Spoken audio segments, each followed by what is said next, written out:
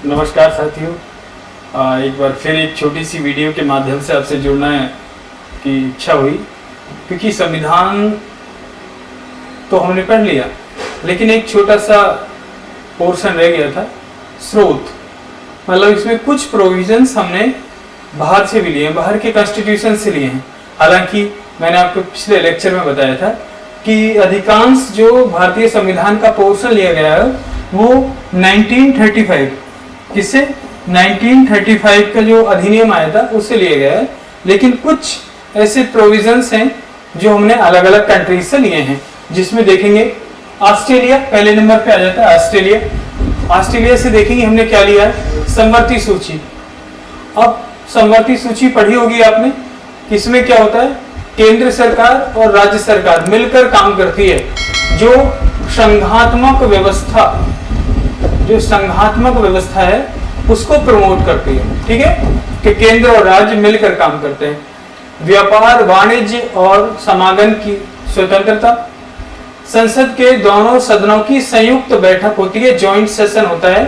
जब कभी कभी कोई मैटर ऐसा फंस जाता है जिसमें जो सरकार है वो बहुमत सिद्ध नहीं कर पा रही है, या अपना बहुमत के माध्यम से जो एक्ट लेके आई है उसको पारित नहीं कर पा रही है, या फिर कोई राष्ट्र का ऐसा मुद्दा है जिस पर एक संयुक्त बैठक की आवश्यकता है, तो ये हमने कहां से लिया है, ऑस्ट्रेलिया से लिया है। ठीक है,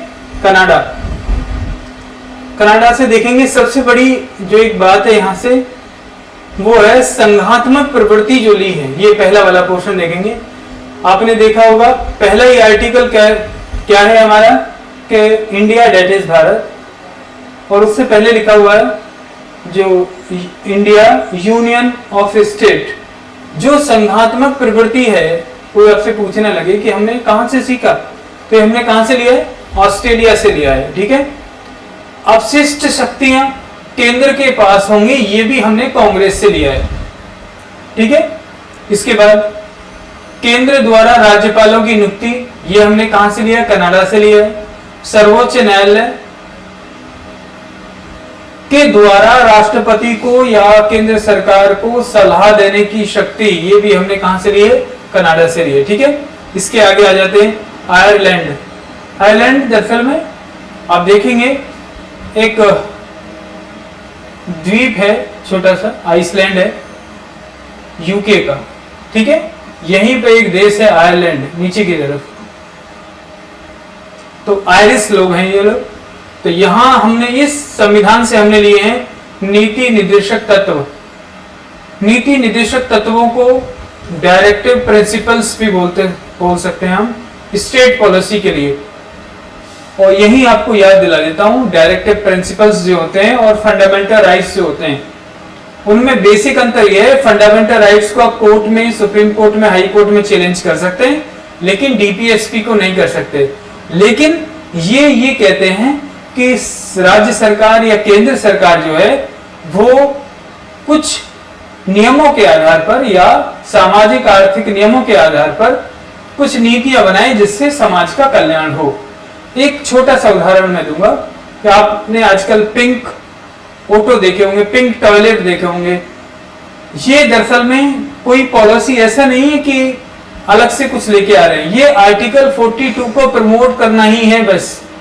जैसे पिंक टॉयलेट बना दिए, मतलब महिलाओं को प्रसूति अधिकार से संबंधित कई बार पीड़ा हो जाती है या साफ टॉयलेट की व्यवस्था नहीं होती है, तो सरकार ने आजकल क्या शुरू कर दिया है, पिंक टॉयलेट की व्यवस्था शुरू कर दी है। वो डायरेक्टिव प्रिंसिपल से लिया गया है। जैसे पंचायती राज व्यवस्था, ठीक है, जैसे SC/ST समुदाय को संरक्षण, वन संरक्षण, ये सब कहां से हैं, डीपीएसपी से। राज्य सरकार के लिए, राज्यसभा के लिए सदस्यों का नामांकन, ये भी आयरलैंड से लिया है। राष्ट्रपति के चुनाव की जो विधि है वो भी आयरलैंड से ली है। ठीक है, इस बात का यहाँ पे कंफ्यूजन हो सकता है, कुछ बच्चे ये इसको यूएसए लगा सकते हैं, लेकिन ये कहां से है, ये आयरलैंड से ली गई है। ठीक है, इसके बाद जापान, विधि द्वारा स्थापित प्रक्रिया, ये कहां से लिया हमने, जापान से लिए। ठीक है, सोवियत संघ जिसे अब रूस कहा जाता है, यहां से एक बड़ी अच्छी चीज ली है। ये दरअसल में सोशलिस्ट कंट्री है, और इस सोशलिस्ट कंट्री में स्टेट सर्वप्रथम होता है। इसी को देखते हुए स्वर्ण सिंह समिति के आधार पर भारत में मौलिक कर्तव्य फंडामेंटल ड्यूटीज निश्चित की गई। उनमें ये मानना था कि आप जब अधिकार ले सकते हैं तो आपका भी कुछ कर्तव्य बनता है कि राज्य के प्रति अपनी जिम्मेदारी निभाएं। कई बार होता है कि सरकार कुछ सामाजिक कल्याण का कार्य करना चाहती है, लेकिन लोग उसको पूरा नहीं करना चाहते, क्योंकि लोगों की भागीदारी के बिना वो संभव नहीं है। जैसे आप देखेंगे स्वच्छ भारत मिशन, प्रधानमंत्री को झाड़ू उठाकर कहना पड़ रहा है कि सफाई करिए आप, ठीक है। दूसरा, हमारे जो राष्ट्रीय आंदोलन है या राष्ट्रीय प्रतीक हैं उनका आप सम्मान कीजिए। माँ बाप की भी ड्यूटी बनाई गई है कि वो एक एज तक बच्चे के डेवलपमेंट में भागीदारी निभाएं। ऐसा नहीं है पैदा करा छोड़ दिया, ठीक है। तो ये सब फंडामेंटल ड्यूटीज स्टेट डेवलपमेंट के लिए है, ठीक है। इसके आगे प्रस्तावना में न्याय के आदर्श, सामाजिक, आर्थिक, राजनीतिक न्याय जो हैं, जो हमने पढ़ाया था प्रस्तावना में कि न्याय कितने प्रकार के न्याय हैं, सामाजिक, आर्थिक, राजनीतिक न्याय। ये कहां से लिए गए हैं? सोवियत संघ से, यूएसएसआर से लिए गए, ठीक है। आजकल इसे रूस कहते हैं, यूक्रेन और रूस का वॉर भी चल रही है। यूके, ब्रिटेन, इंग्लैंड, इस पर एक सेशन, एक छोटी वीडियो में लेके आऊंगा, उसके बाद हम आपको एक्सप्लेन करेंगे कि यूके क्या होता है। ये आपके लिए भी एक क्वेश्चन में छोड़ के जा रहा हूं। ब्रिटेन क्या है और इंग्लैंड क्या है, ठीक है। इन तीनों में क्या अंतर है, ठीक है। इसको किसी दिन फिर एक्सप्लेन करेंगे। तो यूके से हमने क्या लिया है? यूके दरअसल में इनसे हमने बहुत कुछ सीखा भी है, और इन्होंने हम पर 200 साल आज मतलब शासन किया। तो कुछ राष्ट्रवादी स्वरूप में लोग इन्हें गालियां भी देते हैं कि लूट के ले गए देश को। लूट के ले गए वो बात पता नहीं सत्य है अब कैसी है, गलत है, लेकिन बहुत कुछ दे गए। और पहला ये है डेमोक्रेसी, और दूसरा संसदीय व्यवस्था। संसद के माध्यम से सरकार चलाने की हमें एक डायरेक्शन देके गए, और एक इंटीग्रेशन ऑफ जो इंटीग्रेशन ऑफ इंडिया है उसमें रेल की बड़ी भूमिका है। तो रेल भी इन्हीं के द्वारा दी गई।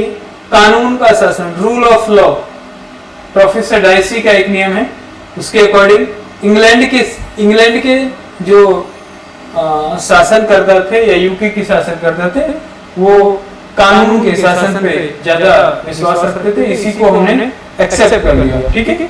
इसके आगे इन्होंने यूके वाला पोर्शन ही है, विधि की प्रक्रिया, एकल नागरिकता, कैबिनेट प्रणाली और विशेषाधिकार रिट, ये 5 प्रकार की रिट होती है, ठीक है।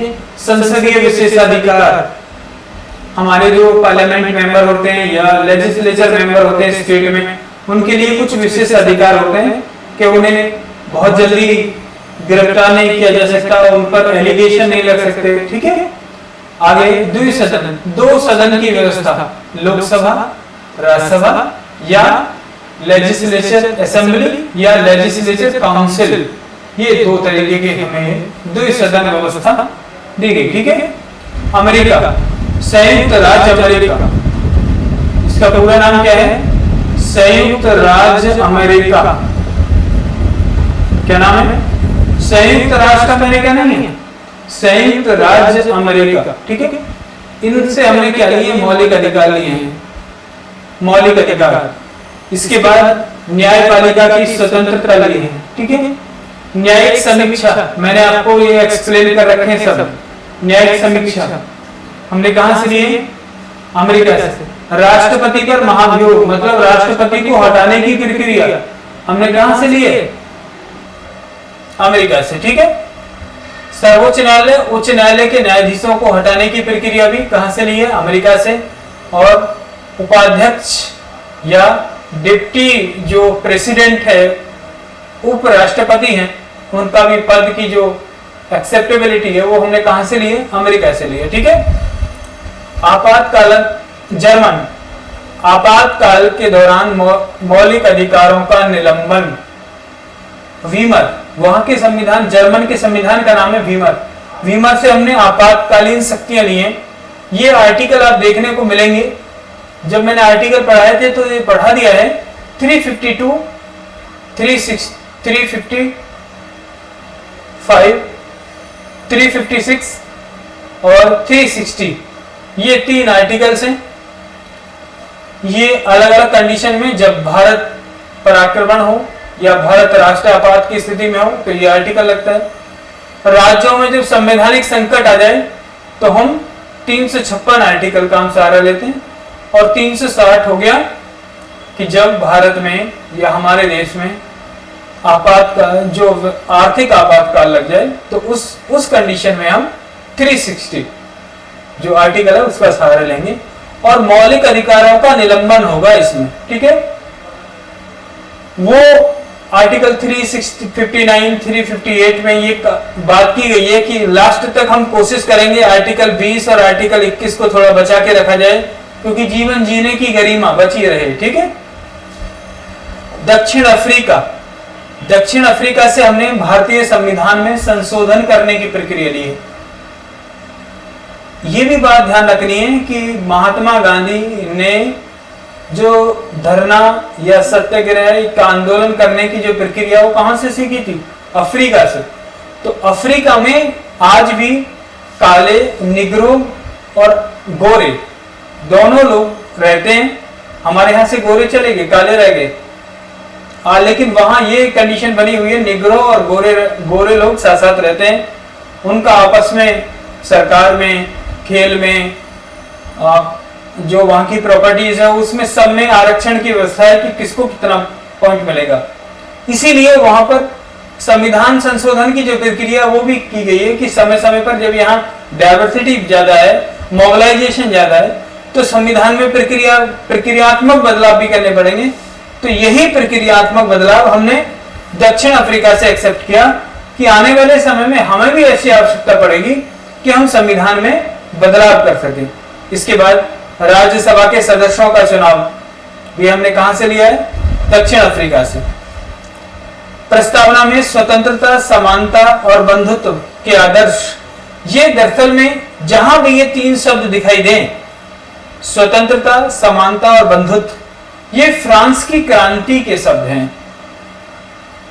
फ्रांस जब स्ट्रगल कर रहा था तो उस समय ये वर्ड यूज हुए थे वहां पर, समानता, स्वतंत्रता और बंधुत्व।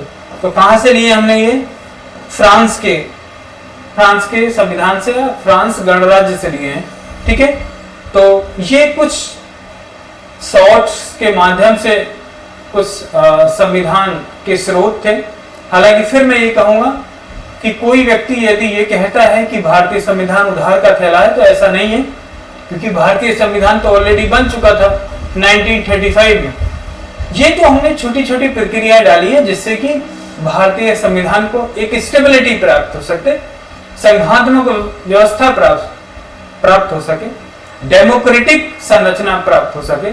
ठीक है, और लोगों के जो राइट्स हैं, ड्यूटीज हैं, वो निश्चित हो सके। तो thank you for watching and like and subscribe for our video, our channel. ठीक है, और कई सारी वीडियो में मैंने लास्ट में बोला है कि अगर आप लोग प्रॉपर नोट्स नहीं बनाएंगे, प्रॉपर आप पढ़ाई का रिदम नहीं रखेंगे, रिवीजन नहीं करेंगे, तो सिलेक्शन होने की प्रक्रियाएं 99% फेलियर की ओर ले जाएंगे। हालांकि बहुत लोग, बहुत वीडियोस के माध्यम से, बहुत सारे टीचरों के जो हमसे भी बहुत ज़्यादा एक्सपीरियंस लोग हैं उनसे जुड़े हुए हैं, तो उनका भी वो भी जो लेक्चर देख रहे हैं, सुन रहे हैं, सिर्फ उसे वॉच ना करें, उसका प्रॉपर नोट्स बनाएं, PDF अपने प्रिंट कराएं, उनको बार बार पढ़ते रहें। नहीं तो ये फिल्म की तरह हो जाएगा कि हमने देखा और ख़त्म होगी बात। ठीक है, थैंक यू। और हमारे चैनल को थोड़ा प्रमोट कीजिए, सब्सक्राइब कराइए, क्योंकि हमें भी थोड़ा मोटिवेशन मिले कि हम आपके लिए अच्छे अच्छे कंटेंट लेके आएँ और अच्छे से काम करें। Thank you.